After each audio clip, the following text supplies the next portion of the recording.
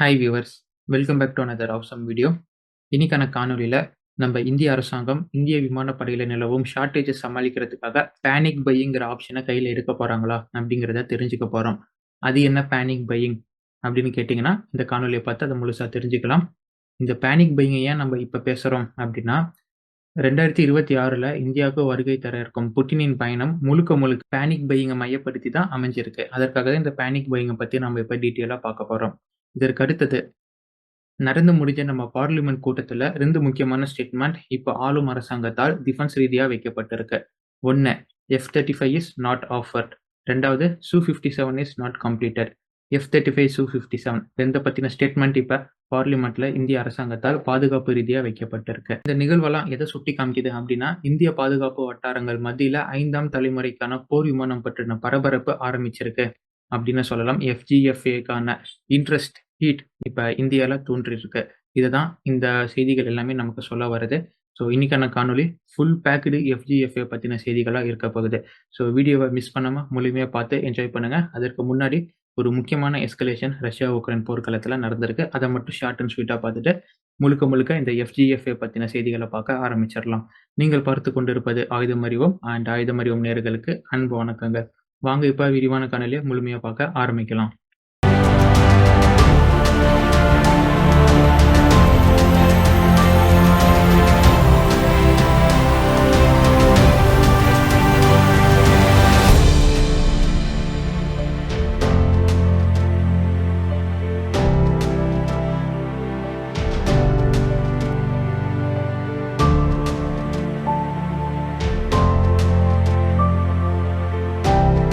எத்தனை வாட்டிங்க மீண்டும் ஒரு முறை ரஷ்யா உக்ரைன் போர்க்களத்துல உக்ரைனால் ஒரு எஸ்கலேஷன் நடத்தப்பட்டிருக்கு. இந்த வாட்டி உக்ரைன் என்ன பண்ணாங்கன்னா பண்ணதுதான் பண்ணாங்க. ஆனா இந்த வாட்டி கொஞ்சம் சிறப்பா செஞ்சிருக்காங்க அப்படின்னு சொல்லலாம். பிகாஸ் மேற்கத்திய நாடுகளால் வழங்கப்பட்ட ஏவுகணைகள் 6 ATACMS மிசைல்களை பயன்படுத்தியும் 4 ஸ்டார்ம் ஷேடோ மிசைலை பயன்படுத்தியும் ரஷ்யாவின் ரைலிஸ் பகுதி மற்றும் ரோஸ்டோவ் நகரத்துல இருக்கும் கெமிக்கல் பிளான்ட் ஆயுத குடோன்களை உக்ரைன் குறி வச்சு தாக்கியிருக்காங்க.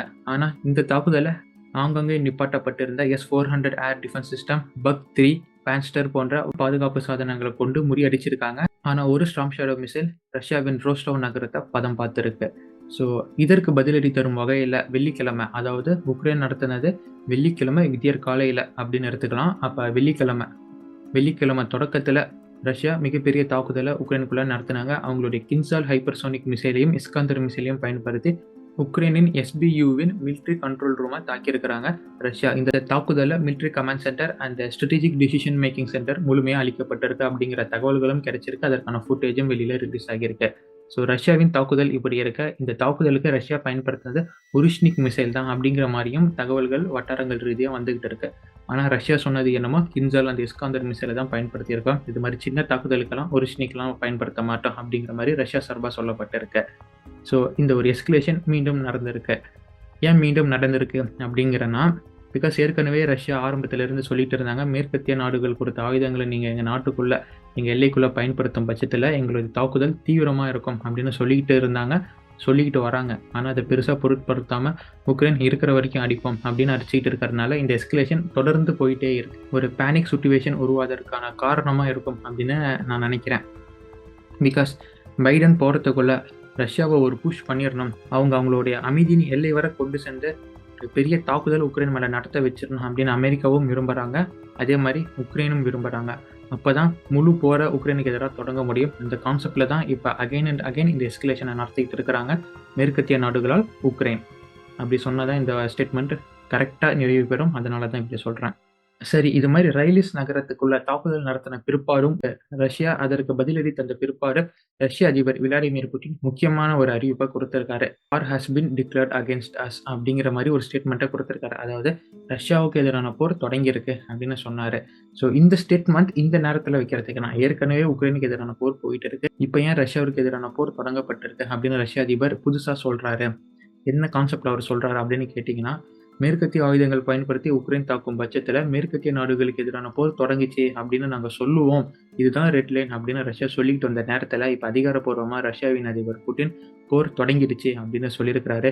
இந்த அறிவிப்பு மூலியமா உக்ரைன் பக்கத்தில் இருக்கும் மேற்கத்திய நாடுகளுக்கு சாதகமான நாடுகள் இந்த லித்துவேனியா, ரொமானியா போன்ற நாடுகள் பக்கத்தில் இருக்கும், உக்ரைனுக்கு பக்கத்தில் இருக்கும் அருகாமை நாடுகள் ரஷ்யாவின் தாக்குதலுக்கு எங்க நாம இரையாக போவோமோ அப்படிங்கிற பயத்துல அவங்க இருப்பாங்க.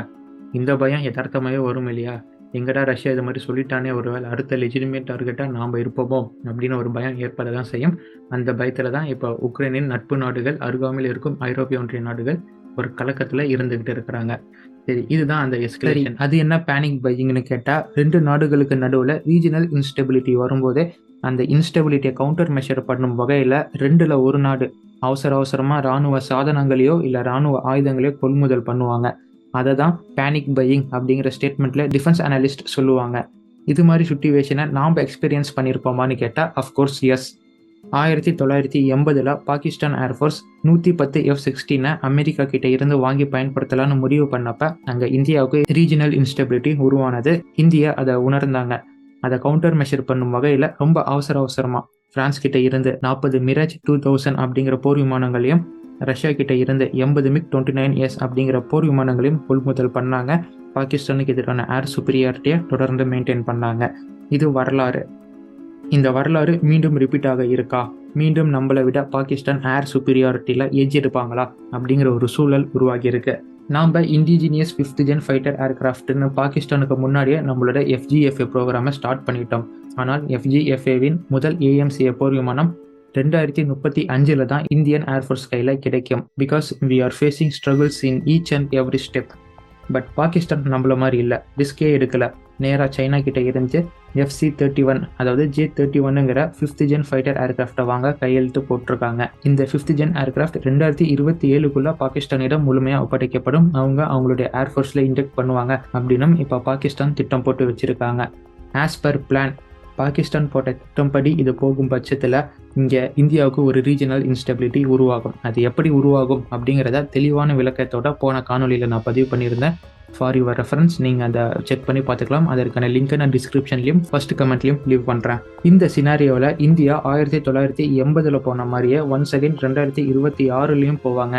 அதாவது பேனிக் பையிங்க்கு போகக்கூடும் அப்படின்னு இப்போ பெரிய அளவு டிஃபென்ஸ் வல்லுநர் வட்டாரங்களால் எதிர்பார்க்கப்படுது. இதை பற்றின டிஸ்கஷன் தான் பார்லிமெண்ட் கூட்டத்திலையும் எடுக்கப்பட்டது. நம்ம கவர்மெண்ட் அண்ட் IIFம் இதை பற்றி தான் யோசிச்சுக்கிட்டு இருக்கிறாங்க. இதை ஒரு மையமாக வச்சு என்ன FGFAக்கு போகலாமா இல்லை நம்மளோட AMCAவே வச்சு ஓட்டலாமா அப்படிங்கிற மாதிரி ஒரு டிஸ்கஷனில் போயிட்டு இருக்கிறாங்க. சப்போஸ் பேனிக் பையிங் ஆப்ஷன் அப்படிங்கிறது ஓப்பன் ஆகும் பட்சத்தில் இந்தியாவுக்கு 2 ஆப்ஷன் இருக்கு, F-35 அண்ட் Su-57. இதில் ஏற்கனவே ரஷ்யன் மீடியாக்கள் இந்தியாவுக்கு Su-57 எப்படி அடாப்ட் ஆகும், எந்த மாதிரி சூழ்நிலைகள்லாம் இந்த Su-57 இந்தியாவுக்கு கை கொடுக்கும், இந்த Su-57னால இந்தியாவுக்கு எது மாதிரியான ஆப்ஷன்ஸ் எல்லாம் ஓப்பன் ஆகும் அப்படிங்கிறதுக்கான கிளியர் டீட்டெயில்ஸ் எல்லாமே ஸ்புட்னிக் போன்ற ஊடகங்கள் எல்லாம் இப்போ இந்தியாவில் அவங்களுடைய கேம்பெயினை தொடங்கியிருக்கிறாங்க. ரொம்ப லேட்டஸ்ட்டாக வந்த செய்தி என்னன்னா, ரஷ்யா தன்னோட FGFA ஆன Su-57 இந்தியாவுக்கு வழங்க கவர்மெண்ட் டு கவர்மெண்ட் டீல் போடவும் நாங்கள் தயார் அப்படிங்கிற அறிவிப்பை கொடுத்துருக்காங்க. அது என்ன government to government offer deal அப்படின்னு கேட்டிங்கன்னா, நம்ம விமானப்படைக்கு என்ன போர் விமானம் வேணும் அப்படிங்கிறத நம்ம விமானப்படை முடிவு செய்யும் வகையில் நம்ம அவங்ககிட்டே ஒப்படைச்சிருப்போம். இன்கேஸ் சில சூழலில் கவர்மெண்ட் டு கவர்மெண்ட் டீல் அப்படின்னு வரும். அப்போ இந்திய விமானப்படை என்ன போர் விமானம் பயன்படுத்தணுங்கிறத கவர்மெண்ட் முடிவெடுக்கும். கவர்மெண்ட்டுக்கு சாதகமான சூழல் உருவாகும் பட்சத்தில் அதுதான் கவர்மெண்ட் டு கவர்மெண்ட் டீல் அப்படின்னு சொல்லுவோம். ஆனால் இது மாதிரி கவர்மெண்ட் டு கவர்மெண்ட் டீல் போடும்போது கையூட்டு நடக்கும் அப்படின்னு சொல்லப்படுது. இந்தியாவுக்கான 36 ரஃபேல் போர் விமானங்கள் கொள்முதல் பண்ணியிருந்தோம் இல்லையா, இந்திய விமானப்படைக்கான 36 ரஃபேல், அது கவர்மெண்ட் டு கவர்மெண்ட் டீல் தான். வரும் 2026 23வது இந்தியா ரஷ்யா இருநாட்டு ஒத்துழைப்பை முன்னிட்டு புட்டின் இந்தியாவுக்கு வருகை தர இருக்கிறாரு. இது முதல் 3 மாசத்திலே நடக்க இருக்கும் அப்படின்னு சொல்லப்படுது இந்த மீட்டிங்.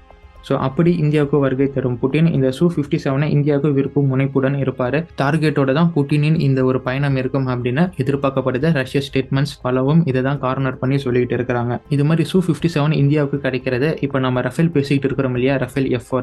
ஸோ அதை விட காஸ்ட் கம்மியாக நமக்கு இந்த Su-57 அப்படிங்கிற FGFA 5th Gen fighter aircraft இந்தியாவுக்கு கிடைக்கும். புட்டின் இந்த ஆஃபரை நமக்கு டிஸ்க்ளோஸ் பண்ணுவார் அப்படின்னும் சொல்லப்படுது. இந்தியாவில் Su-57க்கான கேம்பெயின் ரொம்ப சிறப்பாக போயிட்டு இருக்கும்போது இப்போ வர அமெரிக்காவின் F-35க்கான ஆஃபர் எதுவும் வெளியிடப்படலை. அதற்கான முக்கிய காரணம் நாம் வச்சிருக்கோம் S-400 தான். இந்த S-400 அப்படின்னு பேசும்போது தான் நான் உங்களுக்கு ஒரு விஷயத்த சொல்ல விரும்புகிறேன்.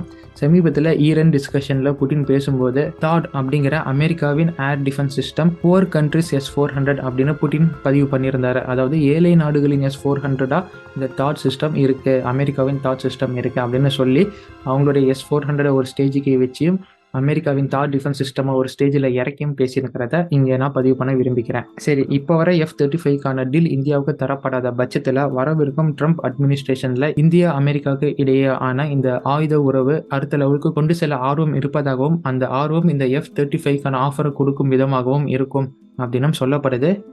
ஃபார் அன் எக்ஸாம்பிள், வரவிருக்கும் ஏரோ இந்தியா 2026 மீண்டும் F-35 இந்தியாவில் டிஸ்பிளே பண்ண இருக்கிறாங்க. என்னதான் இது மாதிரி அமெரிக்கா கிட்ட இருந்து இந்தியாவுக்கான F-35 ஆர்டர், F-35க்கான ஆஃபர் கிடைக்க பெற்றாலும் அது ரொம்ப ஈஸியாக நமக்கு கிடைக்காது. F-35க்கான டீல் காம்ப்ளிகேட்டடாக நமக்கு கிடைக்க பெறும். F-35 இந்தியா வாங்கிக்கோங்க அப்படின்னு அவங்க சொல்ல மாட்டாங்க. F-35 வாங்கணும்னா எங்ககிட்ட இருந்து நீங்கள் வேறு ஏதாச்சும் ஒன்று வாங்கியிருக்கணும். For an example, MRF tender இப்போ நம்ம போயிட்டு இருக்கு. சப்போஸ் MRF டெண்டருக்கு நீங்கள் எங்கள் போர் விமானங்களை சூஸ் பண்ணிங்கன்னா உங்களுக்கு நான் F-35 தரேன் அப்படின்னு சொல்லலாம்.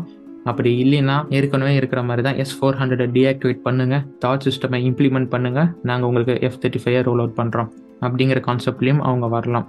ஸோ இது மாதிரி ஒரு காம்ப்ளிகேட்டட் டீலாக தான் F-35 டீல் நமக்கு அமையக்கூடும். அதை இந்தியா எடுப்பாங்களா அப்படிங்கிறது நமக்கே தெரியும். அதை பல வாட்டியும் பேசிட்டோம். ஸோ அங்கே நம்ம நகர வேணாம்.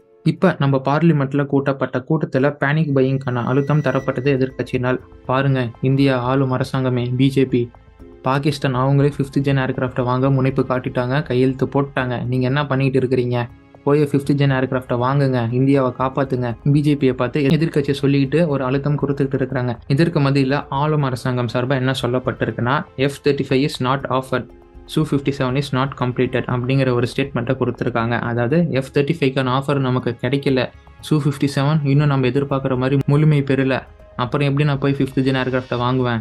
AMCA தான் ஒரே வழி, 2035 தான் நமக்கு FGFA கிடைக்கும், அவ்வளோதான் அப்படின்னு இந்தியா அந்த இடத்துல இந்த 5th ஜென் ஏர்கிராஃப்ட்டுக்கான டீலிங்கை ஒரு க்ளோஸ் பண்ணியிருக்கிறாங்க.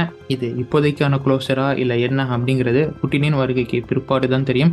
புட்டின் எது மாதிரியான ஆஃபரை இந்த Su-57க்காக இந்தியாவுக்கு கொண்டு வர போகிறாரு, எது மாதிரியான ஆஃபரை இந்தியாவுக்கு டிஸ்பிளே பண்ண போகிறாரு, இந்தியா அந்த ஆஃபரில் இப்போ இருக்கும் ஸ்டாண்டில் இருந்து உடைவாங்களா, இல்லை இதே ஸ்டாண்டை மெயின்டைன் பண்ணி Su-57 எனக்கு வேணாம் அப்படிங்கிற உறுதியான நிலைப்பாட்டில் இருக்க போகிறாங்களா அப்படிங்கிறது தெரியல. இதற்கான விடையை நம்ம 2026 இந்த 3 மாதத்தில் தான் நமக்கு தெரிய வரும். அதை நம்ம பொறுத்திருந்து பார்க்க போகிறோம்.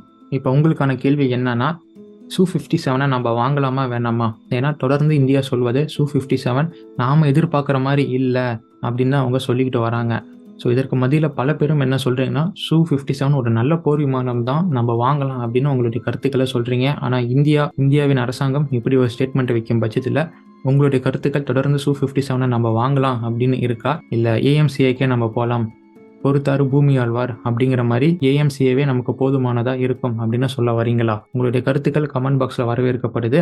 அண்ட் ஃப்ரீயாக இருந்தீங்கன்னா, டிஃபென்ஸில் ரொம்ப ஆர்வமாக இருந்தீங்கன்னா, ரஃபேல் F-4 அப்படிங்கிற போர் விமானத்தை பற்றின முழு தகவல்களை தெரிஞ்சுக்கோங்க. ரஃபேல் F-4 பற்றின முழு விவரம் நமக்கு தெரிய வேண்டியது அவசியம் அப்படிங்கிற சின்ன ஹிண்டோட இன்னைக்கான காணொலியை முடிச்சுக்கிறேன். மீண்டும் ஒரு நல்ல பதிவில் அடுத்த பதிவில் சந்திப்போம். இந்த காணொலி பற்றின உங்களின் கருத்துக்களை மறக்காம போடுங்க. Until signing off from ஆயுதம் அறிவோம் and see you on next video my dear friends. நன்றி, வணக்கம்.